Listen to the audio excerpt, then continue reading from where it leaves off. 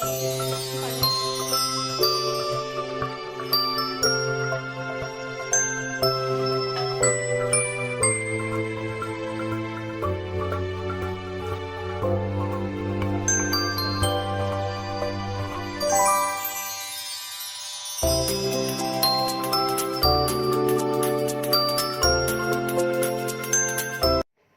আসসালামু আলাইকুম এভরিওয়ান, কেমন আছো তোমরা সবাই? আশা করি খুব ভালো আছো, সুস্থ আছো। আলহামদুলিল্লাহ আমরা সবাই খুব ভালো আছি। তো চলে এসেছি রমজান মাসে আর একটা নিউ ব্লগ নিয়ে। তো চলো রেসিপি থেকে শুরু করা যাক। আজ হচ্ছে 15টা রোজা।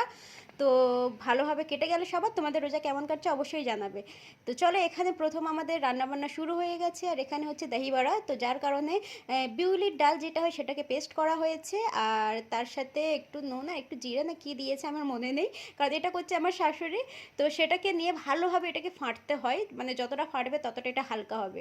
তো এইভাবে দেখো ছোট ছোট ফুরলি টাইপের হয়ে গেছে, আর এটাকে ফ্রাই করে নিচ্ছে। আর তারপরে পরে ওগুলোকে রেডি করা হবে, আগে ফ্রাই করে তুলে নেওয়া হচ্ছে। এখানে দেখতে পারো এক এক করে সব দেওয়া হচ্ছে। আর অনেকটাই হালকা হয়েছিল, একদম ফাঁপা টাইপের হয়েছিল। সত্যি কথা বলতে দই বড়া খেতে আমার একটুও ভালো লাগে না। মানে ওই যে ওর যে দইটা থাকে না সেটা ভালো লাগে, বাট এটা ভালো লাগে না। তবে বাড়িতে করাটাও আমার অত ভালো লাগে না, আমার দোকানেরটা ভালো লাগে। তোমাদের কোথাকার কী ভালো লাগে অবশ্যই কিন্তু কমেন্ট করে জানাবে। তো চলো এখানে এক এক করে ফ্রাই করে নেওয়া হোক, বাকি অনেক কাজ আছে। তো আস্তে আস্তে আস্তে আস্তে তোমাদের সাথে শেয়ার করা যাক। তো তোমাদের ঈদের শপিং কেমন কাটছে? আমাদের তো বাইরে আর যাওয়া হয়নি, এবারে অনলাইনে সমস্ত কিছু হয়ে যাচ্ছে। মিশো হল অবশ্যই তোমরা দেখেছো, তো মিশো থেকে এবারে সবার সব কিছু শপিং করা হয়েছে। এবছর বাইরে আর কেনাকাটা করা হয়নি। তো এখানে দেখো চিকেন ম্যাগনেট করা রাখা আছে। এটা প্রথম ভাবা হয়েছিল চিকেন পকোড়া হবে, তারপরে ভাবা হলো যে এটা ক্রিস্পি চিকেন করা হবে। তো ম্যাগনেট করে আগে থেকে সমস্ত কিছু মশলা দিয়ে রাখা হয়েছিল। তো ওটা প্রায় 2 ঘন্টা ফ্রিজের মধ্যে ছিল, তারপরে এটাকে গিয়ে কোথায় ফ্রাই করা হচ্ছে। তো মিডিয়ামে রেখে এটাকে ভালোভাবে ফ্রাই করে নেব। তো চলো বাকি কাজগুলো তোমাদেরকে দেখাই। তো এখানে চপার নিয়ে নিয়েছি, যেটা আমি পেঁয়াজ কাটার জন্য আর কি। তো এখানে যে আমাদের ফুরুলি যেটা হয় ডালের, তো তার জন্য এর মধ্যে আমি কেটে নিচ্ছি। আমার হাতে কাটতে খুবই সময় লাগে, এরকম ছোটো ছোটো করে কাটতে আর কি। তো আমার শাশুড়িদের হাতে সব কেটে নেয়, আর আমি এতেই কাটি, মানে কুমড়োয় মা যেটা বলে সেটাই।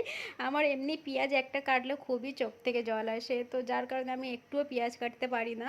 আর এটা যেখান থেকে এসছে আমার খুব সুবিধা হয়ে গেছে, এরকম কোনো কাজের জন্য আমার এটা খুব ভালোভাবে ইউজ হয়েছে। আর এটা আমি মিশো থেকে নিয়েছি, খুব কম দামে এগুলো অফারে বিক্রি হয়ে যায়, 150 টাকার মধ্যে তোমরা পেয়ে যাবে এটা। তারপরে এখানে 2-3টে কাঁচা লঙ্কা দিয়ে দিয়েছি। তো লঙ্কা ছাড়া তো কোনো জিনিসই ভালো লাগে না। আর সাইডে এটা তো এখনও ফ্রাই হচ্ছে, ওটা অলরেডি হয়ে গেছে। তারপরে দেখো এখানে যে পানি নেওয়া হয়েছে, মানে নুন আর পানি একটুখানি দিয়েছে। দেওয়ার পরে ওর মধ্যে দহি বড়াটা মানে ডুবিয়ে দেবে আর কি। আর এখানে আমার ডালটাকে সমস্ত কিছু রেডি করে সাইড করে দেবো, ওটা লাস্টে ফ্রাই হবে। মানে এটা গরম গরম খেতে বেশি ভালো লাগে, এই জন্য এটা লাস্টে করা হয়। তো ধনেপাতা, কাঁচা লঙ্কা, পেঁয়াজ, নুন, একটু জিরে আর লাল লঙ্কা, একটু লাল লঙ্কার একটু কাশ্মীরি লঙ্কা, ব্যাস, এতে আর কিছুই লাগে না। এটা ভালোভাবে মিক্সড করার পরে দেন এটাকে মানে ফ্রাই করে নেব। তোমরা তো দেখেছো আমার ব্লগ যে এটা কেমন কি হয় না হয়। তো চলো এটা মাখা হয়ে গেছে, সাইড করে দিই। আর দহি বড়াটা তো ফ্রাই করা হয়ে গেছে। তো চলো জলে এইভাবে কিছুক্ষণ ডুবিয়ে রাখতে হবে। আর কতটা নরম কতটা মানে হালকা হয়েছে তোমরা তো দেখেই বুঝতে পারছো। আর সমস্ত কিছু এক এক করে এর মধ্যে দিয়ে দেবো। তো বিকাল টাইমটা আমাদের প্রায় 4টে থেকে রান্না শুরু হয়, মানে সমস্ত কিছু আগে অল্প অল্প করে জোগাড় করে রাখা হয়, দেন তারপরে শুরু হয় 4টে থেকে। তো কিভাবে যে 2 ঘন্টা কেটে যায় রান্না করতে করতে, তো বুঝতেই পারি না আর কি। তো ওটাকে ভালোভাবে ডুবিয়ে কিছুক্ষণ চাপা দিয়ে সাইডে রাখা আছে। আর এখানে দেখো ছোলা না হলে তো ইফতার আমাদের আনকমপ্লিট থাকে, তো যার কারণে ছোলা আর ফুলুরিটা মাস্ট হবেই হবে, কোনো কিছু হোক চাই না হোক। তো এখানে ছোলাটা এইভাবে একটু শুকনোভাবে থাকলে খেতে ভালো লাগে। তো হয়ে গেছে। এর মধ্যে একটুখানি শুধু ধনেপাতা উপর থেকে ছড়িয়ে দেব, দিলে দেখতে ভালো লাগে আর কি, দেখতেও ভালো লাগে, ওর ফ্লেভারও ভালো লাগে আর কি। তো এই হচ্ছে ব্যাপার, কিচেনে সমস্ত কেউ না কেউ কিছু করতে থাকে। এটা করার পরে আমার লস্যি করতে হবে, যেটা মেন। তো দই তো আমি বের করে নিয়েছি ফ্রিজ থেকে, যেহেতু বরফ হয়ে থাকে।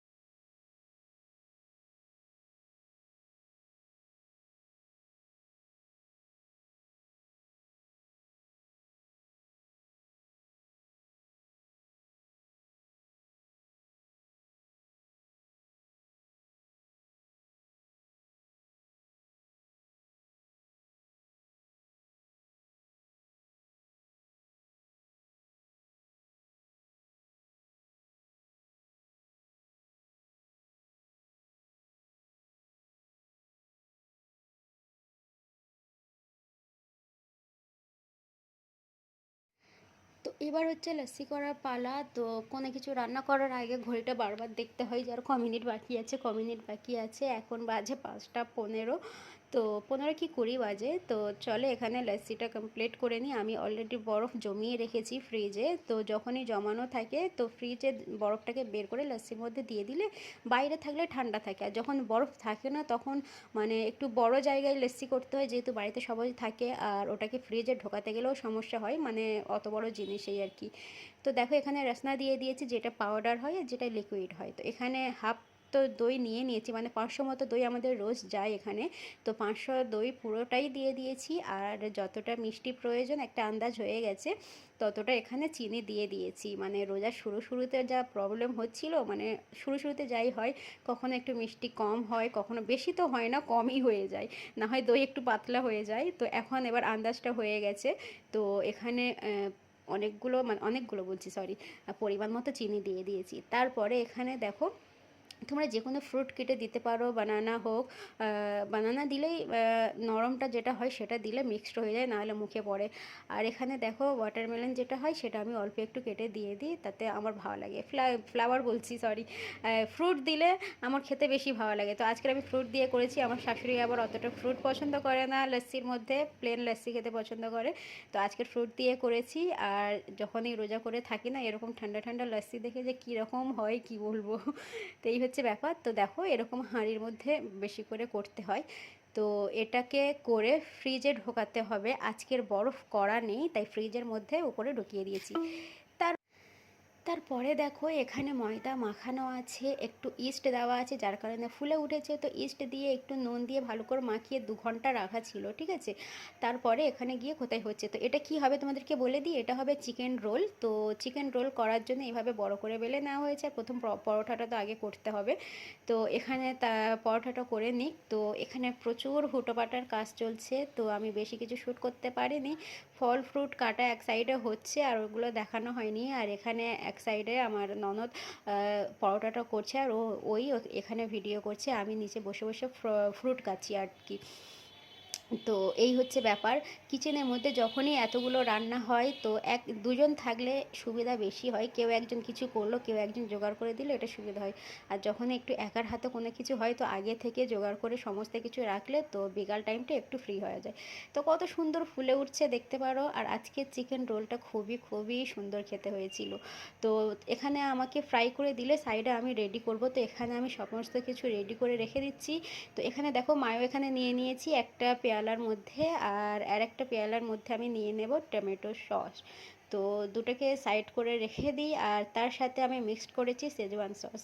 তো এখানে কি বলে টমেটো সস আর শেজওয়ান সসকে মিক্স করে আর এখানে মায়োকে ভালো করে ফেটে নিয়েছি, নিয়ে সাইড করে রেখে দিই। তো তারপরে এবার লাগবে এখানে দইটা কেন লাগবে তোমাদেরকে পরে বলছি, কিন্তু তার আগে দইটাকে এখানে ভালোভাবে দইটা এই জন্য লাগবে, কি বলে দহি বাড়ার জন্য। ওটাকে আমি বের করে সাইড করে রেখে দিয়েছি। এখানে সমস্ত পরোটাগুলো ফ্রাই করা হয়ে গেছে, আর এতটাই গরম হাত দিতে পারছি না, এক এক করে সব নিচে রেখে দিয়েছি। আর কতটা সফট হয়েছে দেখতে পারো। এটা এমনিই তোমরা খেতে পারো। আর এখানে দেখো ঘরের মধ্যে চিজ করা হয়েছে। তো এখানে আমার শাশুড়ি চিজ করার চেষ্টা করেছে, তো হয়ে গেছে, ফ্রিজে ছিল 1 ঘন্টা, তো এইভাবে সেট হয়ে গেছে। তো চলো পরোটাটা আমি তোমাদেরকে দেখিয়ে দিই আমি কি করে করছি। তো এখানে প্রথম আমি চিকেন দিয়ে দিয়েছি, তারপরে দিয়ে দিয়েছি টমেটো সস আর শেজওয়ান সস যেটাকে মিক্সড করা ছিল, তারপরে মায়ো দিয়ে দিয়েছি, ওপরে একটু শসা পেঁয়াজ দিয়ে দিয়েছি, আর উপর থেকে চিজ দিয়ে দিয়েছি। তো সত্যি কথা বলতে আজকের পরোটাটা খুবই সুন্দর হয়েছিল, খুবই খেতে। আরেকভাবে করা যায়, যেমন মায়ো একসাথে সব কিছু মিক্সড করে দাও উপরে, তারপরে টমেটো সস আর শেজওয়ান সস একসাথে নিয়ে উপরে মানে পরোটাটাকে ভালোভাবে মাখিয়ে দাও, দিয়ে চিকেন এক সাইডে দিয়ে একটু শসা একটু টমেটো দিয়ে আর একটু নুন হালকা ফেলে দিয়েছি যেহেতু শসা আছে, আর তার উপরে গ্রেট করে দাও চিজ। এখানে আমি চিজটা দিতে ভুলে গেছি, ঠিক আছে। তার উপরে চিজ গ্রেট করে দাও, আর চিজ যখন মুখে পড়ে না খেতে খুবই সুন্দর লাগে। তো সমস্ত কিছু রেডি হওয়ার পরে হুটোফাটো করে রেডি করার পরে আর ভিডিও করে নিই, লাস্ট তোমাদেরকে দেখাচ্ছি ক্রিসপি চিকেন, যেটা আমি তোমাদের শ্যুট করে দেখাতে পারিনি। আর চানার লুকটা দেখতে পারো কতটা সুন্দর এসছে, চানাটা বেশি ভালো লাগে আর কি। তো এখানে সমস্ত কিছু ফল ফ্রুট কাটা, তো এখানে একটা জায়গায় সমস্ত কিছু কেটে রেখে দেওয়া আছে। আর এখানে লুকটা দেখতে পারো, পরোটা, চিকেন পরোটা, চিজি চিকেন পরোটা বলতে পারো, কারণ এখানে চিজ দেওয়া আছে। তো সমস্ত কিছু এক এক করে করা আছে। এবার লাস্টে দহিবড়া যেটা ছিল সেটাকে রেডি করছে বসে। আর 10 মিনিট বাকি আছে আজানের, তো এটা আগে থেকে করে রাখলে ভালো লাগে না, তো এটা করছে আমার শাশুড়ি। তো দহিবড়া প্রথমে ওই ডুবিয়ে রাখা হয়েছিল, সেটাকে তুলে নিয়েছে। তার উপরে দইটাকে চিনি দিয়ে ফাটিয়ে রাখা ছিল। তো ফেটে রাখার পরে এখানে একটু চাট মশলা, একটু জিরে, আর এতে মনে হয় একটু লঙ্কাও দেয়, ঠিক আছে, একটু নুন হালকা দিয়ে দিয়েছে, বিট নুন যেটা থাকে। তো নুন দেওয়ার পরে একটু হালকা কাশ্মীরি লঙ্কা ছড়িয়ে দিচ্ছে।